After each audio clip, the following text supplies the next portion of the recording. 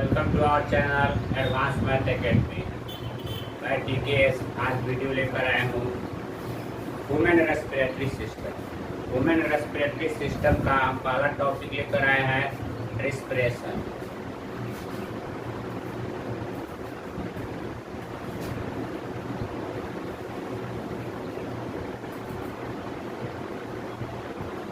अब देखिए रेस्पिरेशन क्या होता है, रेस्पिरेशन किसे कहते हैं।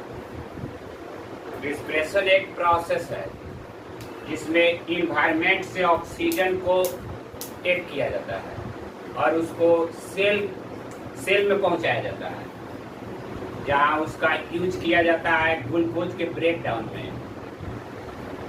सेल में जब ग्लूकोज का ब्रेक डाउन होता है तो वहां बनता है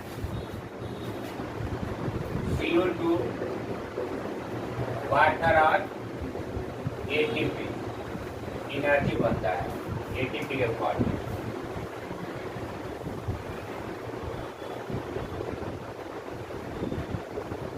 अब देखिए रेस्पिरेशन वैसा प्रोसेस है जिसमें बाहरी वातावरण से ऑक्सीजन को पहुंचाया जाता है सेल में। वहाँ ऑक्सीजन का उपयोग कोशिकीय ईंधन, जिसको कहा जाता है ग्लूकोज के ऑक्सीकरण करने या ब्रेक डाउन करने में यूज किया जाता है।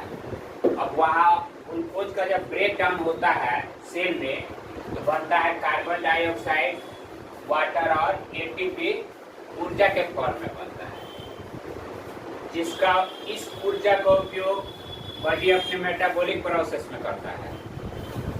अब देखिए ये क्यों जरूरी है रेस्पिरेशन, क्योंकि बॉडी का जितना प्रोसेस होता है मेटाबॉलिक प्रोसेस, सभी एनर्जी चाहिए। सभी मेटाबॉलिक प्रोसेस को चलाने के लिए एनर्जी की आवश्यकता होती है, इसलिए रेस्पिरेशन आवश्यक है। क्योंकि डाइजेशन में फूड डाइजेस्ट हो जाता है लेकिन उससे ऊर्जा एनर्जी नहीं मिलता है, सिर्फ ब्रेक डाउन होता है। वहाँ सिर्फ छोटे छोटे पार्टिकल में ब्रेक डाउन होता है। ब्रेक डाउन होके क्या बनता है, फूड ग्लूकोज के फॉर्म में आता है। अब ग्लूकोज कहाँ जाता है, सेल में जाता है। सेल में वहाँ ग्लूकोज इंतजार करता है ऑक्सीजन का। ऑक्सीजन जब सेल में जाता है तो ग्लूकोज उससे रिएक्ट करता है और रिएक्ट करके क्या बनाता है, CO2, H2O और ATP। अब देखिए रेस्पिरेशन का प्रोसेस 2 स्टेप में होता है। इसका फर्स्ट स्टेप होता है साइटोप्लाज्म में और इसका सेकेंड स्टेप होता है माइटोकॉन्ड्रिया में।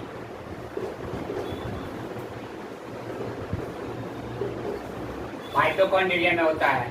अब देखिए ये जो फर्स्ट स्टेप होता है इसमें क्या होता है, ग्लूकोज जब टूटता है तो पायरुवेट का 2 मॉलिक्यूल बनता है और इसमें क्या होता है, इसमें भी पायरुवेट का 2 मॉलिक्यूल बनता है और ATP जनरेट होता है। लेकिन क्योंकि यहाँ ऑक्सीजन नहीं होता है इसलिए जो ऊर्जा निकलता है बहुत कम मात्रा में निकलता है, क्योंकि इतना ऊर्जा से शरीर का काम नहीं चलता है। इसलिए इसका सेकंड प्रोसेस होता है कहाँ, माइटोकॉन्ड्रिया में। मान लीजिए कि सेल है और इसका न्यूक्लियस हुआ, ये क्या हुआ, साइटोप्लाज्म हुआ। इसमें क्या होता है समझिए कि ये माइटोकॉन्ड्रिया है। फर्स्ट स्टेप इसमें हुआ, इसमें फर्स्ट स्टेप हुआ साइटोप्लाज्म में। उसके बाद सेकंड स्टेप किसमें हुआ, माइटोकॉन्ड्रिया में। अब देखिए फर्स्ट स्टेप में पायरुवेट ये क्या होता है, ग्लूकोज टूटता है पायरुवेट में और फिर क्या बनता है, ATP। और सेकेंड स्टेप में क्या होता है, पायरुवेट जब टूटता है तो कार्बन डाइऑक्साइड, वाटर और ATP जनरेट होता है ऊर्जा के फॉर्म में। अब देखिए ये जो रेस्पिरेशन होता है 2 टाइप का होता है। रेस्पिरेशन का 2 टाइप होता है, एक होता है एरोबिक रेस्पिरेशन और एक होता है एनएरोबिक रेस्पिरेशन। अब देखो टाइप ऑफ रेस्पिरेशन, इसका दो टाइप होता है। पहला टाइप होता है एरोबिक रेस्पिरेशन और दूसरा इसका टाइप होता है एनाएरोबिक रेस्पिरेशन। अब देखिए एरोबिक रेस्पिरेशन क्या होता है, यहां हम लिख रहे हैं एरोबिक रेस्पिरेशन और यहां लिख रहे हैं एरोबिक रेस्पिरेशन। अब देखिए ये जो होता है ऑक्सीजन के प्रेजेंट में होता है। इसमें क्या चाहिए, ऑक्सीजन चाहिए। ऑक्सीजन के प्रेजेंटेशन में क्या होता है, एरोबिक रेस्पिरेशन होता है। O2 के प्रेजेंटेशन में होता है और ये क्या होता है, O2 के एब्सेंस में होता है। इसमें जब CO इसमें ग्लूकोज जब टूटता है तो क्या होता है, ग्लूकोज इसमें ऑक्सीजन से जब रिएक्ट करता है तो बनता है कार्बन डाइऑक्साइड, वाटर और एटीपी ऊर्जा के फॉर्म में। अब देखिए इसमें एटीपी कितना मॉलिक्यूल्स बनता है, तो 38 मॉलिक्यूल्स बनता है इसमें एरोबिक रेस्पिरेशन में। अब देखिए इसमें क्या होता है, ग्लूकोज का एरोबिक रेस्पिरेशन में कंप्लीट क्या होता है, ब्रेक डाउन होता है ग्लूकोज का।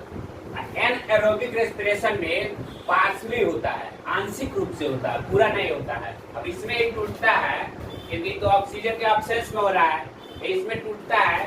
ये क्या क्या बना सकता है, इसमें बन जाएगा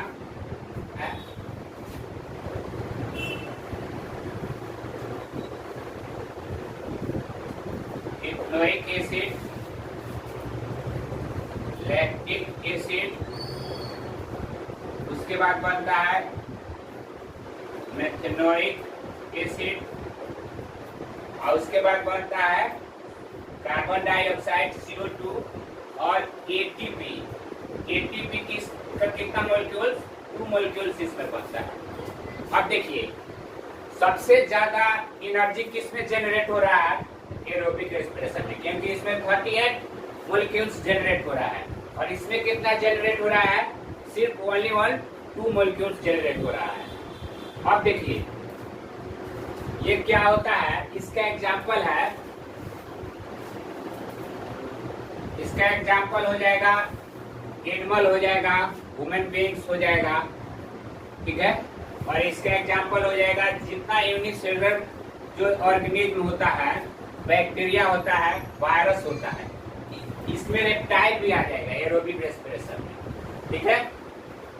अब देखिए ये हुआ सेल।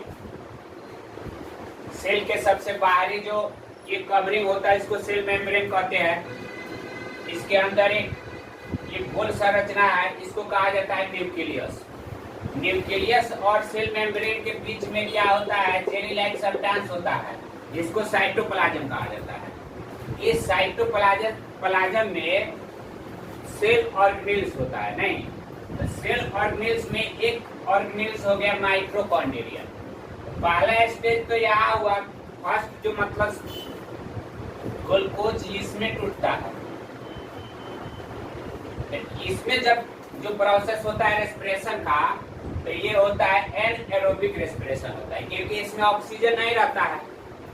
उसके बाद यहाँ से जब टूटता है तब पायरुवेट में कन्वर्ट होता है और क्या बनता है, एटीपी, ऊर्जा निकलता है।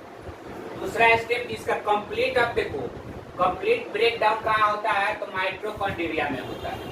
माइटोकॉन्ड्रिया में क्या होता है, ऑक्सीजन रहता है, तो ऑक्सीजन से क्या होता है, ये जो पायरुवेट होता है, फिर ये क्या होता है, ऑक्सीडेट, उसका ऑक्सीजन से रिएक्शन होता है, तो ये क्या होता है, कंप्लीट टूटता है। कंप्लीट टूटता है तो यहाँ एटीपी और कार्बन डाइऑक्साइड और वाटर क्या होता है, फॉर्म होता है। तो वाटर का बॉडी में क्या है यूज है, फिर उसको ऑब्जर्व कर लेता है बॉडी। उसके बाद जो एटीपी जो ऊर्जा के फॉर्म में आता है, तो ये क्या करता है माइटोकॉन्ड्रिया में ये स्टोर हो जाता है, ठीक है। और कार्बन डाइऑक्साइड क्या होता है बॉडी के लिए वेस्ट मटेरियल है, तो फिर इसको क्या किया जाता है, ये सेल से निकाल के और बाहर इसको एनवायरमेंट में छोड़ दिया जाता है। यही जो टोटल प्रोसेस होता है इसी को कहा जाता है रेस्पिरेशन कहा जाता है। अब देखिए यहाँ जो माइटोकॉन्ड्रिया है, यहाँ क्या हो रहा है, ऊर्जा जनरेट हो रहा है, इसलिए इसको कहा जाता है। और ऊर्जा इसी में क्या होता है स्टोर रहता है, इसलिए माइटोकॉन्ड्रिया को कहा जाता है किचन हाउस भी कहा जाता है एनर्जी का, ठीक है। एनर्जी देखो किचन में है तो भोजन मिलता है, और यहाँ सेल का देखो फ्यूल कहाँ मिल रहा है, माइटोकॉन्ड्रिया में मिल रहा है।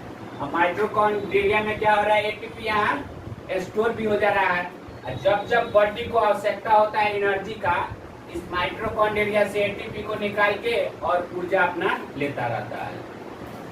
अगर आप मेरे चैनल को सब्सक्राइब नहीं किए हैं तो प्लीज सब्सक्राइब कीजिए। मेरे चैनल का नाम है advance math academy by TKS.